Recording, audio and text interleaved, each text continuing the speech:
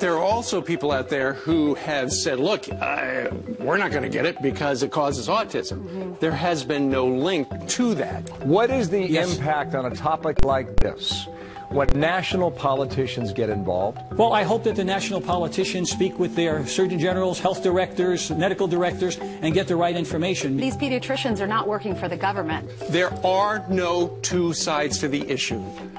The vaccines work. Right. That's all there is to it.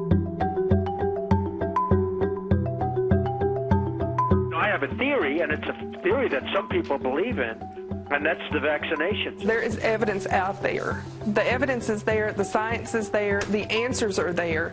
They're just choosing not to find those answers. How does my child, unvaccinated, hurt the population that is the majority are vaccinated? It sounds like something Doug Flutie, your former quarterback, said happened to his son. At about 2.5, he stopped talking, and I don't know if that's related at all to the vaccine. Well, it happened to somebody that worked for me recently. What about the mercury inside of, I guess, these vaccines? Right. People claim autism connection. And I do feel like we will find the answers. I feel like the answers are already there. I think they're being overlooked. They get this monster shot. You ever see the size of it? We'll definitely look into it, doing a segment a little bit later. I'm not trusting President Obama to tell me whether to vaccinate my kids.